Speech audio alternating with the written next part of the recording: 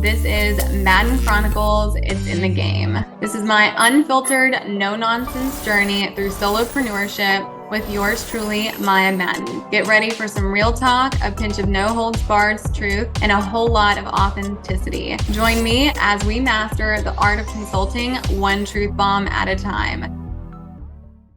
Today, I'm excited. I have JP Forno, who is one of my talent acquisition partners based in Guatemala and a few other countries in Central America. He launched his company, which is an EOR certified talent acquisition company in Guatemala and a couple other countries in Central America as well, around the same time as RevUp Mastery, and we also happen to be around the same age. But this will just be a really awesome journey between the two of us of, some war stories, some win stories, what has gone great, and what are some lessons that we've learned so far. And thanks for being on, JP. I'm excited to chat with you. Yeah, absolutely. Thank you for having me. I think these spaces are great just to reflect on the journey. I know you and I have conversations on chat all the time. It's like, oh man, this feels like a very lonely journey usually, but it's good to like reflect on like what's been going on over the past, year or so that we've been in business, and a lot of lessons learned for sure. So happy to have this conversation. Yeah, so it'll be free flowing. All of these have pretty loose agendas. I think I'll just start with, again, I started RevUp Mastery a little bit before JP. So he had a bit of a head start on some war stories that I was able to share with him off the bat, and also some wins. But, I have been so thankful to have a friend who knows what it's like to go through this experience while our friend group are all like partying and still living their best life and soaking up, the last few years of their 20s. And while sometimes I envy them, my dad was always like, Maya, it's better to be wealthy in your 30s and 40s than to try to get wealthy in your 30s and 40s. Do it while you're young. And then my mom also said the same thing. So on the loneliness aspect, I definitely get it, but that is also why, partnerships and friendships like ours are so valuable. And so let's talk about your Army War sleep cycle, that we launched for you last week after, I found out that JP had only been sleeping for about 4 hours a week. And I definitely went through that phase as well, until my dad reminded me that, he served, my grandfather served, my great-grandfather served, and Maddens are built for 4-hour sleep cycles, but twice a day, because it's very like wartime sleep cycles. Right. And I was like, okay, as long as I'm getting 8 hours a day, it's fine. And then, sometimes I'm blessed with like a little bit more, but now I've actually found if I'm sleeping 8 hours all at once, I'm more tired than if I'm doing my 4-hour sleep cycles twice a day. And so I'm pretty strategic. It's like, 12 a.m. to 4 a.m. and then 11 a.m. to 3 p.m. That way I get to tackle like early morning riser, late night owl, some, client meetings, some revenue generation meetings, but a lot of back end work without the bombarding of emails and texts and calls. So how did last week go for you? Was it better than? I gave it a try, promise. I think that, and for the people listening, I don't usually like to do that 4-hour. I think that I get when you're running the company, I think Bezos says this a lot, is like your responsibility is to make good quality decisions, right? You have like 4 or 5 good quality decisions you make every day, and you can't make those if you're sleep deprived. But there's seasons, right? So for example, we're at a season right now where we're onboarding new team members internally into the company, where you have to kind of like onboard at the same time that you're running the business. So it's like you spend the whole day training, and then at night you do your work shift, right? So it's been one of those things. So I tried what you said. Unfortunately, there were a few broken things in the apartment as we're moving to this new place. You are moving at the same time. Yeah, and so like the person that's coming in and fixing things like the faucets, the towel handles, and all that stuff comes usually during lunch break. So I'm like, so you're like 11 to 3, like waking up, and they're trying to fix your kitchen. Yeah. Okay, well, I was unaware. We need to pick an optimal launch date for this. Yeah, so it's like, I think when we're settled, I was talking, also like the office space, I'm still trying to figure out. There's not quite like the best position to have it. But no, I mean, like, I think that we're in this endless pursuit of balance when we're starting this business, is because I think that both you and I have come from parents that have been executives for a long time, Yeah. and you can see sort of like the toll that it takes. And I don't want to go like, too extreme as we're starting, because it's not I sustainable. We mean, should they're learn, definitely right? like, Forbes like mag minded, and now mom's going to Stanford as if she needs more degrees. But of course, she gets like a scholarship opportunity and they call her and they're like, you have to join. And she's like, sure, like I'll go Right. there. But she's always really loved school. I didn't really like school. I like the school of life. But like regular school, there were certain classes I loved, but I didn't like having to be forced to take certain classes too. So I don't know, I guess to each their own. Me and Yeah. her got into a reading competition once and I outpaced her. And then obviously her competitive nature was like, okay, now you need to read every other book in my library. And so then I found out very quickly, okay, I can outpace her reading if I'm interested in the subject, but otherwise, like she could have no interest and just know she needs that know-how and then just blitz through it, but then retain it. And so, yeah, I mean, seeing them execute at that level, I think has also taught me, what do I want? Like, obviously, high achiever, want to earn the inheritance that is coming, me and all of my first cousins' way. Like, we were always taught that, like, yes, you're blessed, but you have to earn it.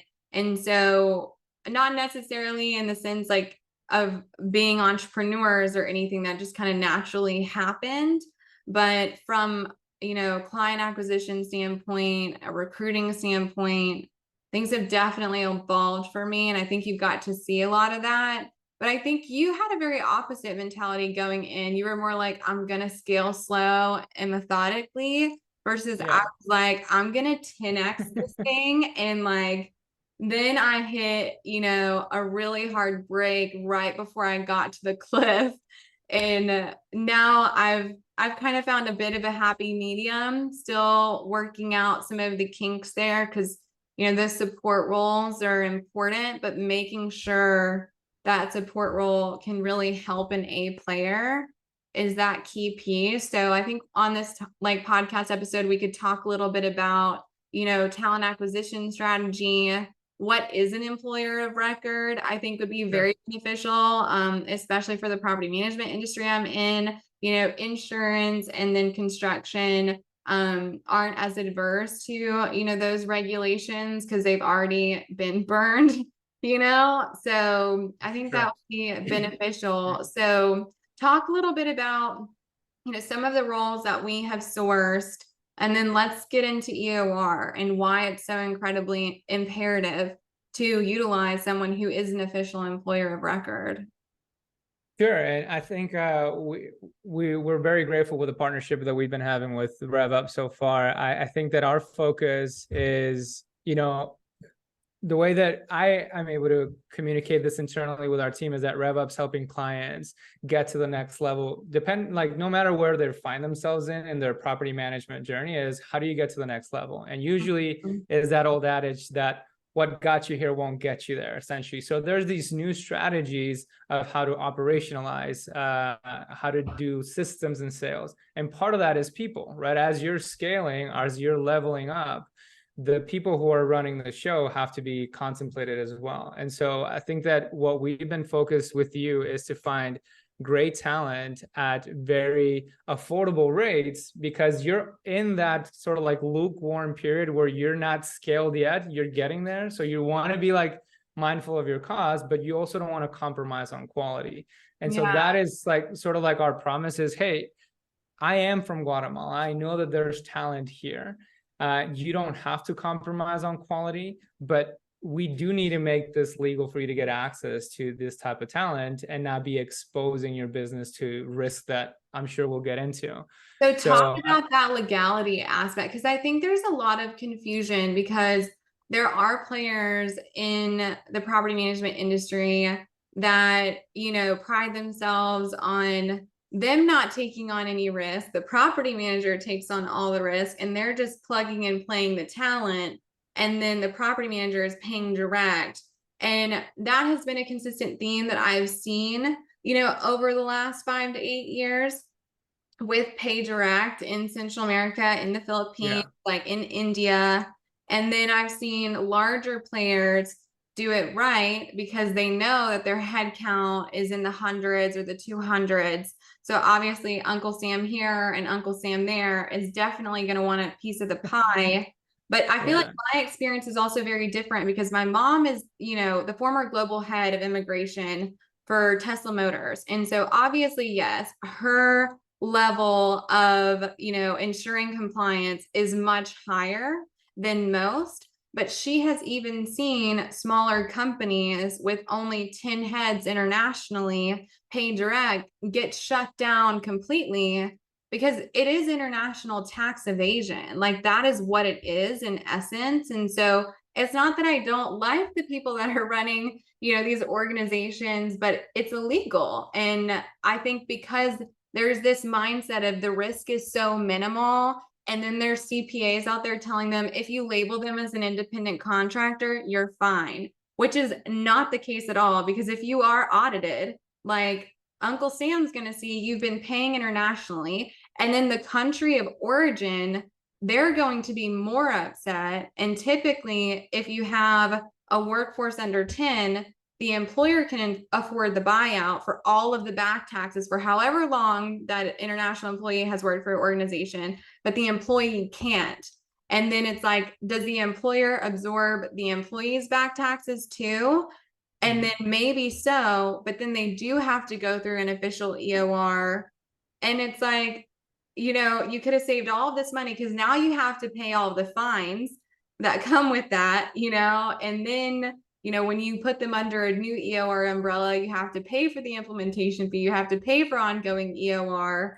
And then, I mean, it's just And at why. that point, you build your business on a different financial model. I mean, and Yeah. look, I think that for me, I totally get your point, and it's something that is a true legal risk. Also, because let's take property management for example. I know that in conversations with you, I've come to learn that a part of like a property management strategy is to build a book of business that eventually gets you to have an exit. So it's similar to a company that gets acquired, or eventually, like if a company goes public, you want to make sure that your company is exitable, so to speak. And that means having compliance with the way that you do labor, whether that is international or domestic. Yeah. And so if you get to that point and you haven't kind of like developed an infrastructure in your business where you're being compliant from a legal standpoint, then you're nixing your exit for things that you could have avoided. But I mean, to be quite honest with you, the biggest discussion that I have around EOR and being compliant with labor is not just to be compliant with what the law is saying. You and I both know that eventually we're not far away from jurisdictions in the countries being a little bit tighter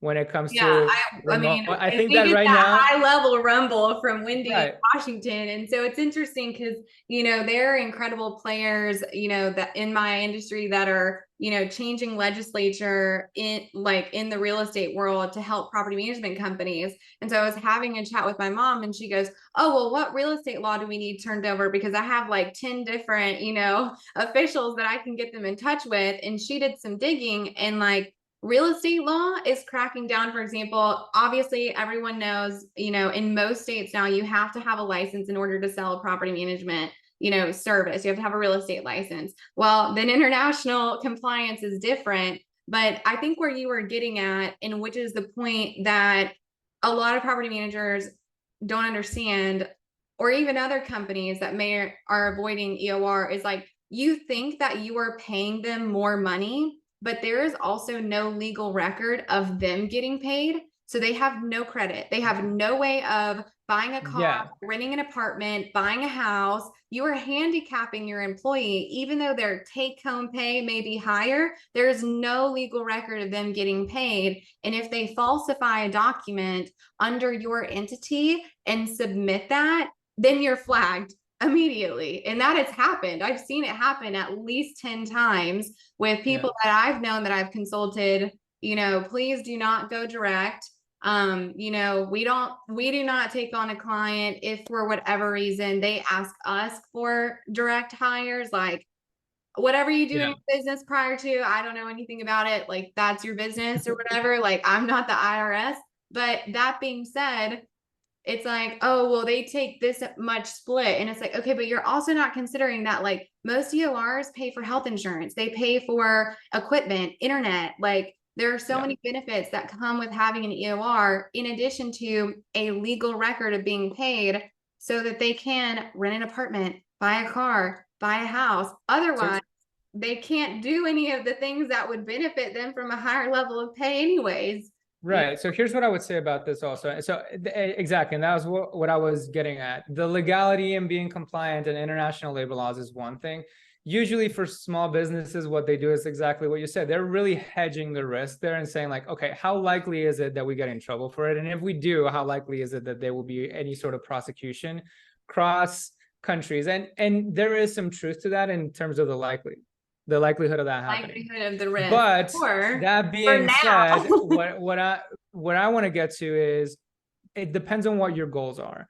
For example, an EOR service is not the right solution for you if you're looking for a 3 to 6 month contract, or if you're looking for short term, or you're looking just for outsource help that you can just delegate and not bring into your team.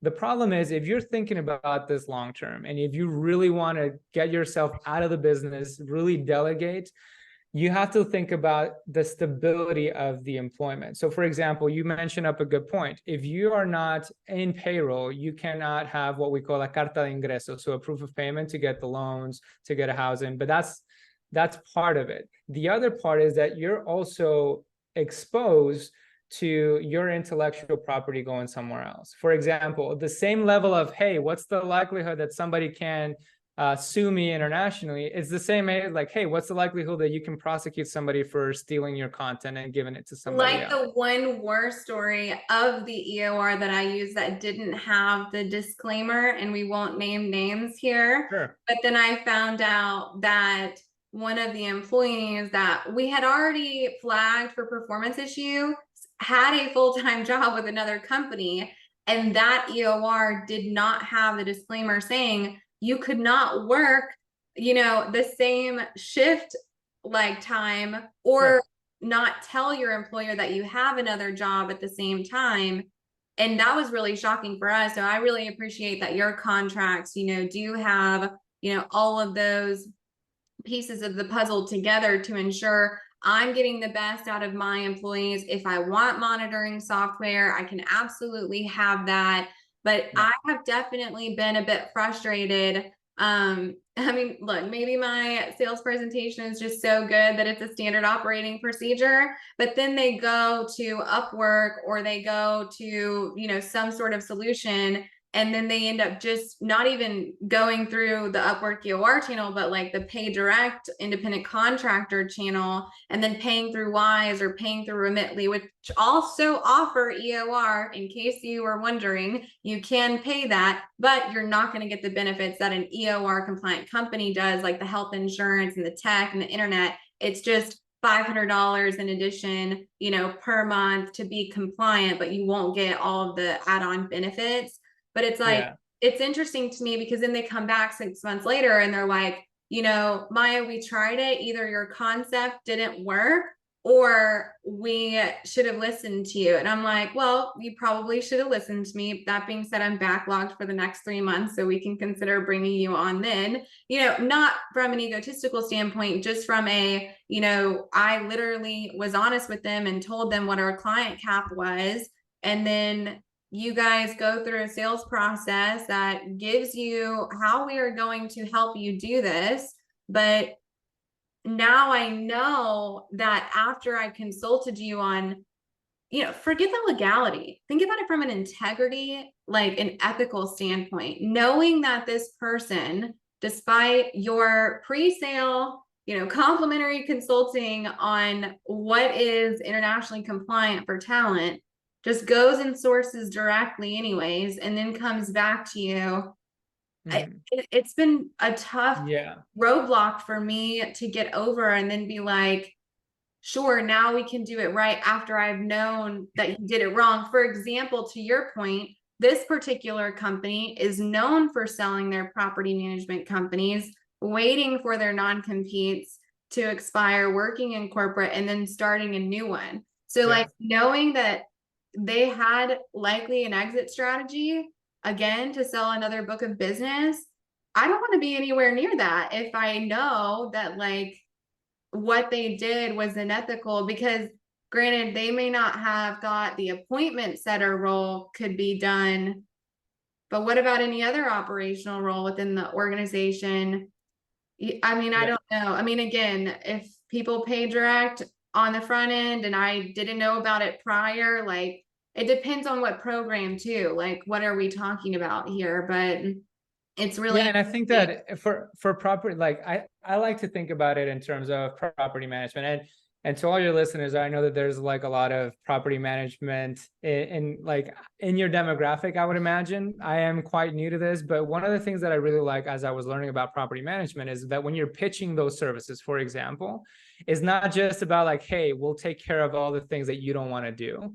It's on the flip side is we will help maximize your asset so that you're getting the most out of it. So it's not just like avoiding pain, but it's also seeking pleasure, so to speak.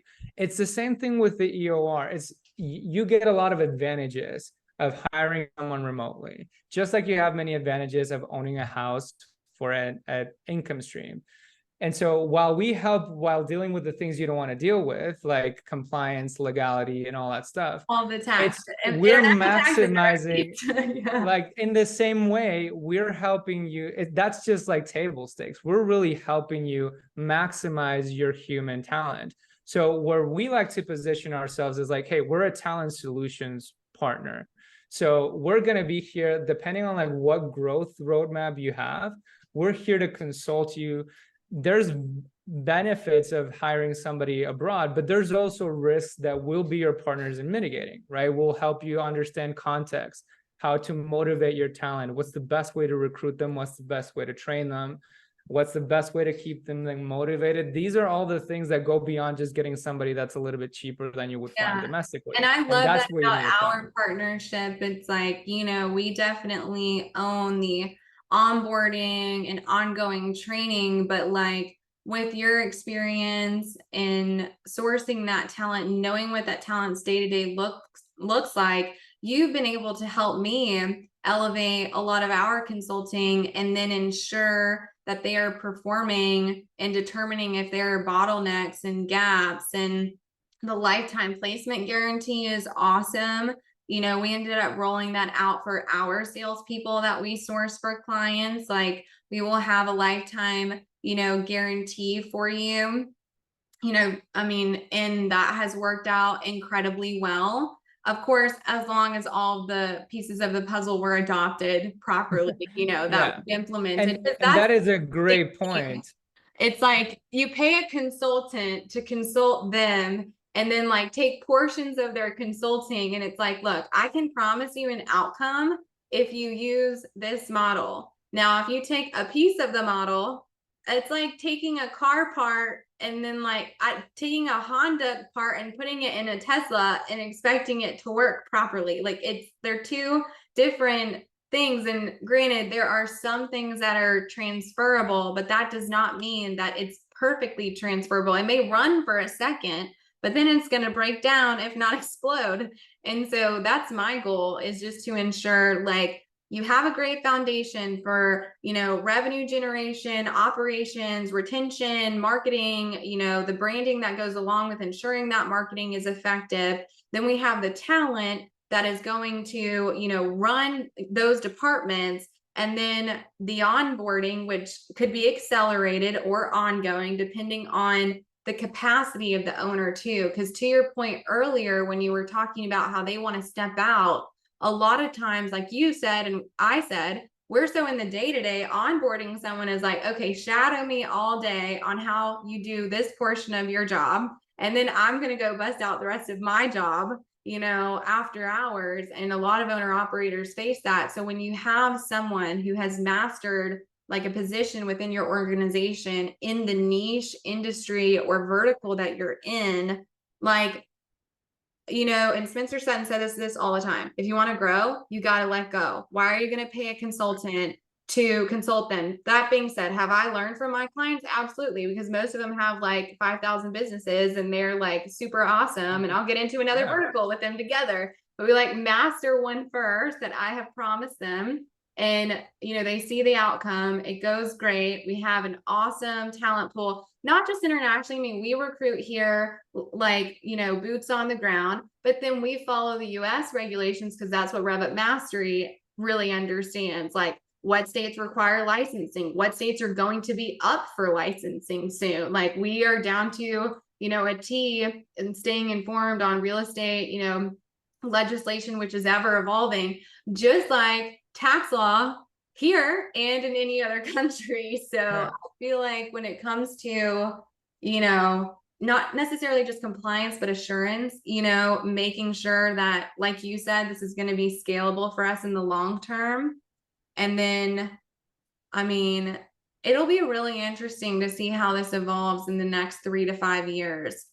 But yeah, I think that what we also do, and this is something that for anybody who's considering hiring international has to understand, it's that people have this notion that it's like, hey, I'm going to find this person and they're going to be able to take on this task or this responsibility. But like you and I discussed, I come from a training background, and having the right person is just half the battle. You also have to develop an infrastructure, systems, and trainings around it.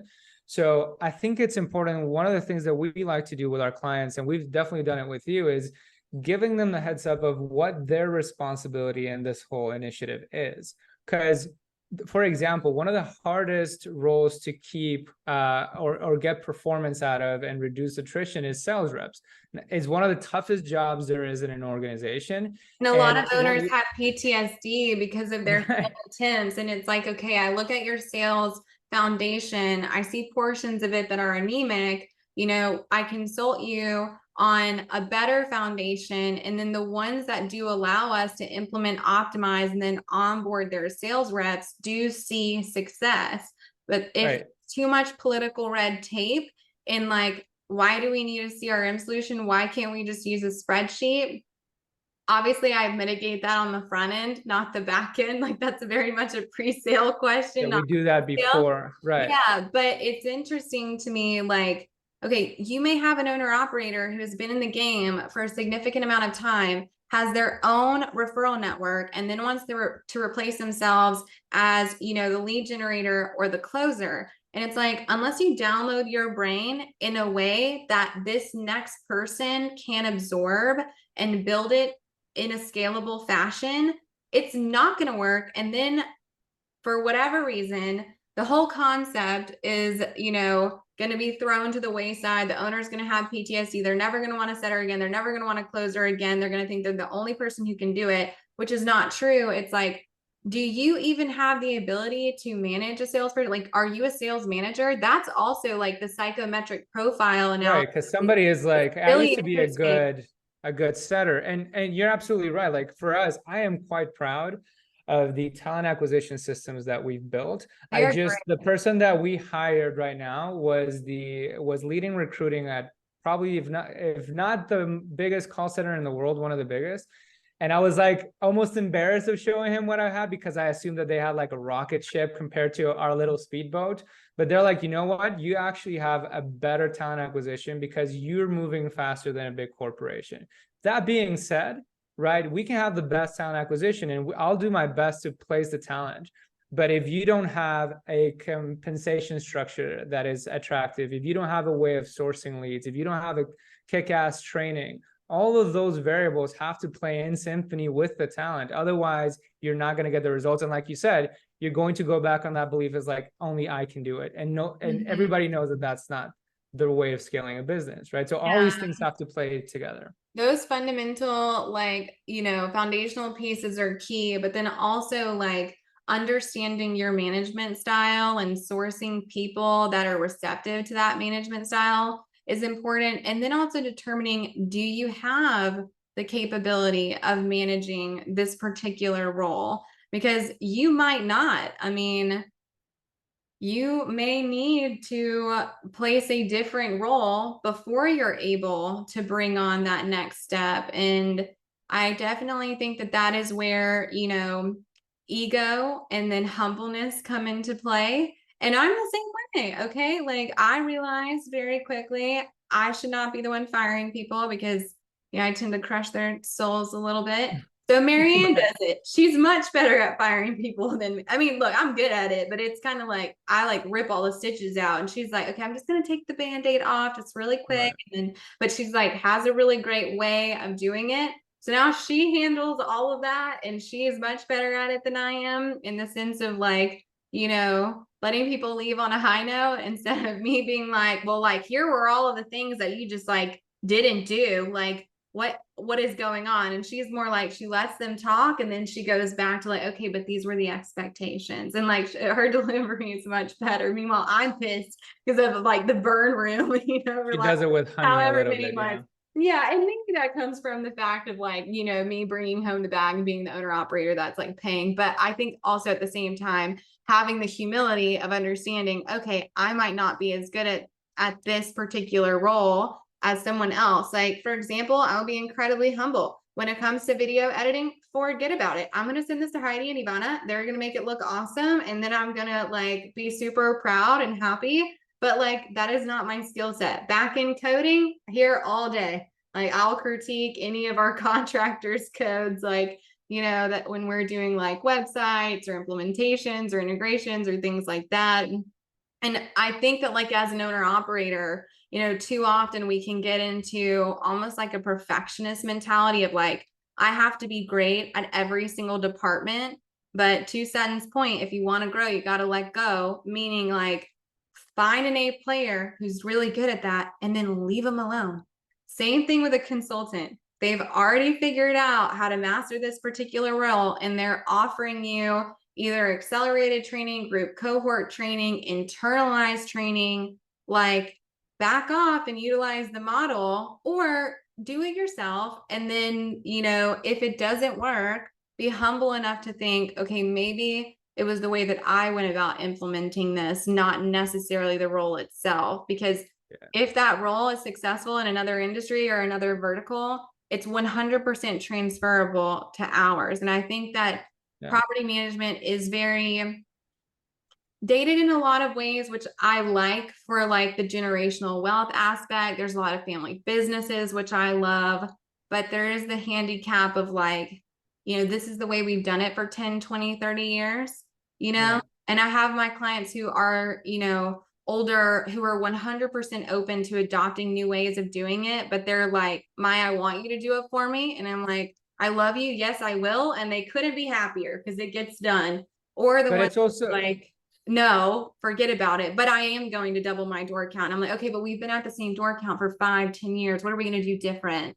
Well, nothing, but I've just been in the game longer than you. And I'm like, okay, sure. right. I'll call you in a No, year. and I also think that it's absolutely right, but it's also there's a way of delegating in a way that isn't lazy, because a lot of people, and I've definitely made this mistake. And for example, one of the things that is not my strong suit is the financial and accounting side. It's not because I don't know how to do it, it's because I don't enjoy doing it, right? My You're not energy passionate gets about drained. it. And But yeah, when I'm delegating, what I'm trying to say, and it's the same thing that we're preaching like to our clients, is you have to take an active approach of delegating, which means that it's not that you're no longer seeing that task or that responsibility anymore, is that your involvement with that task changes from executing to monitoring, but monitoring is still yeah, important. So you still have to know how that department should run so that you can be there to monitor and course correct.